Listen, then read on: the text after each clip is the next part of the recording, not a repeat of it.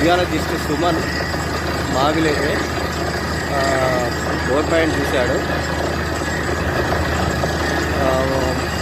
మాకు 75 to 100 వస్తుందని చెప్పారు.